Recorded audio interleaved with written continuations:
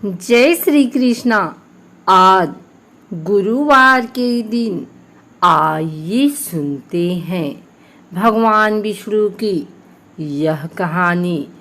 शिव और विष्णु के बारे में पौराणिक कथाएं दिलचस्प हैं। जब शिव का घर विष्णु ने ले लिया, जब विष्णु ने शिव को मुश्किल से बचाया और अंत में विष्णु की शिव भक्ति। क्या आप बद्रीनाथ की कहानी जानते हैं? यह वो जगह है जहाँ शिव और पार्वती रहते थे। यह उनका घर था। एक दिन नारायण यानी विष्णु के पास नारद गए और बोले, आप मानवता के लिए एक खराब मिसाल हैं। आप हर समय शीशनाग के ऊपर लेटे रहते हैं।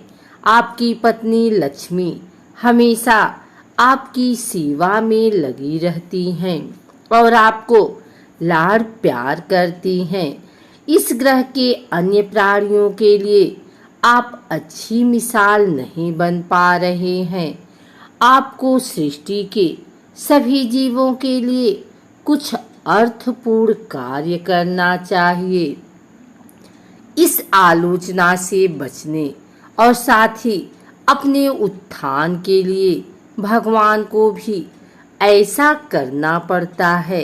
विष्णु तप और साधना करने के लिए सही स्थान की तलाश में नीचे हिमालय तक आए।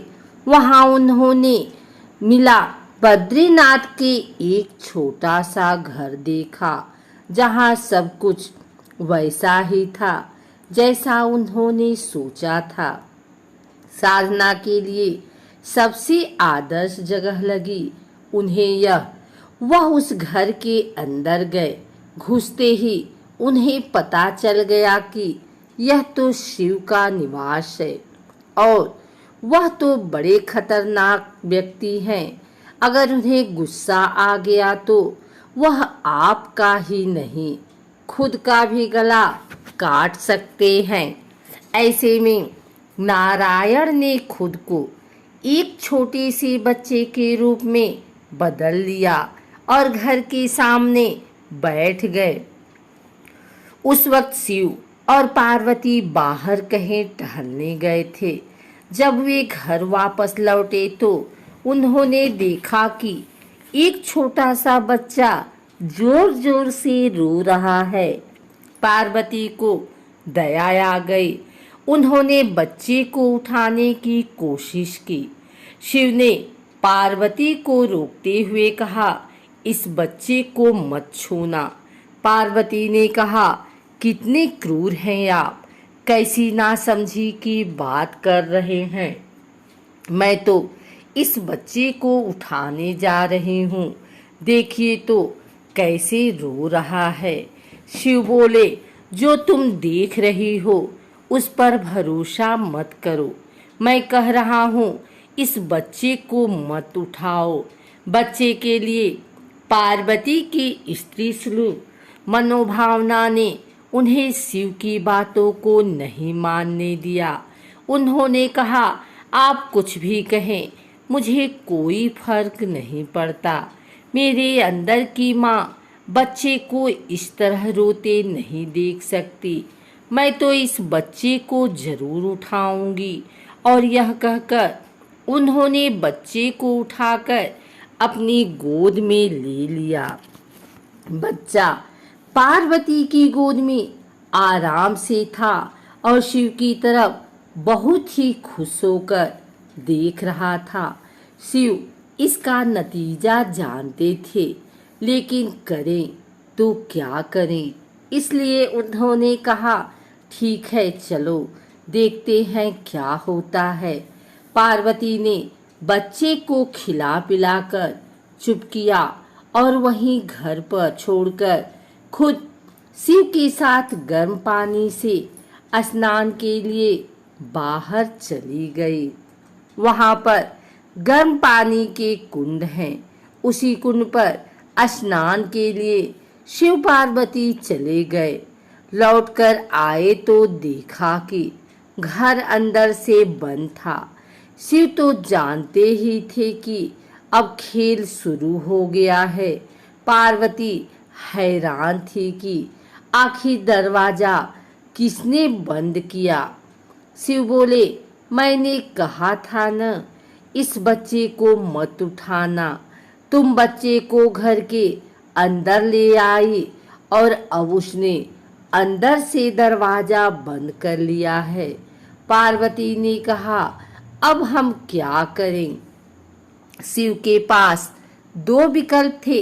एक, जो भी उनके सामने है उसे जलाकर भस्म कर दें, और दूसरा, वे वहां से चले जाएं और कोई दूसरा रास्ता ढूंढ लें।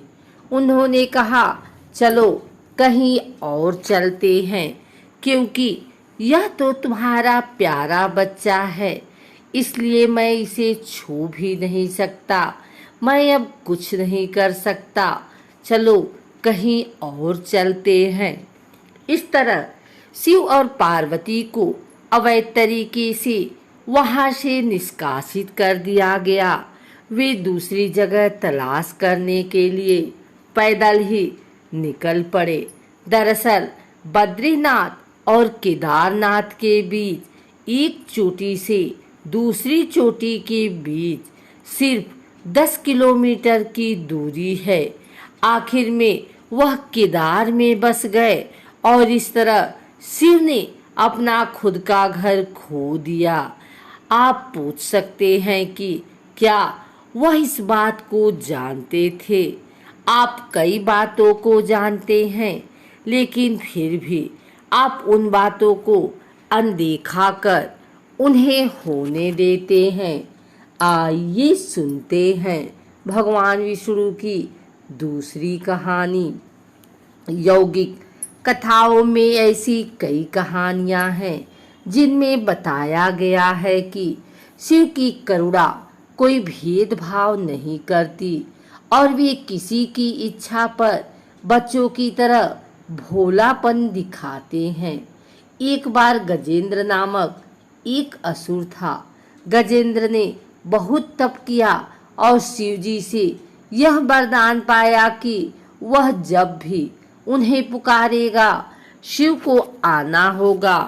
त्रिलोकों के सदा शरारती ऋषि नारद ने देखा कि गजेंद्र हर छोटी छोटी बात के लिए शिव को पुकार लेता था, तो उन्होंने गजेंद्र के साथ एक चाल चली।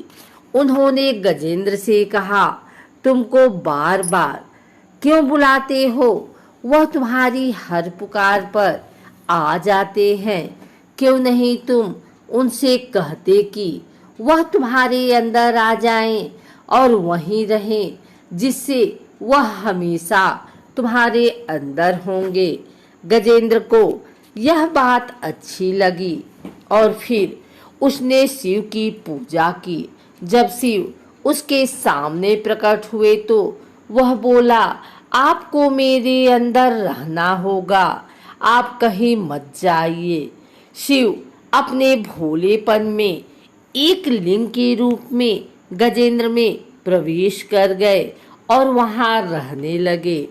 फिर जैसे जैसे समय बीता, पूरा ब्रह्मांड शिव की कमी महसूस कर रहा था। कोई नहीं जानता था कि वह कहाँ है। सभी देवगण और शिव खोजने लगे।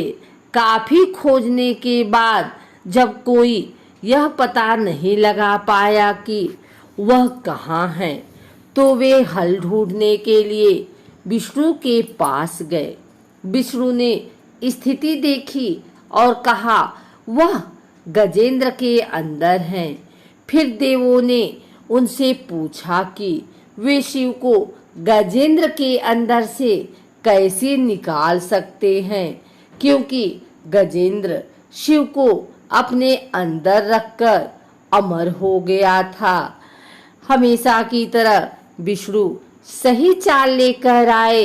देवगण शिव भक्तों का रूप धरकर गजेंद्र के राज्य में आए और बहुत भक्ति के साथ शिव का स्तुति गान करने लगे। शिव का महान भक्त होने के कारण गजेंद्र ने इन लोगों को अपने दरबार में आकर गाने और नाचने का न्योता दिया।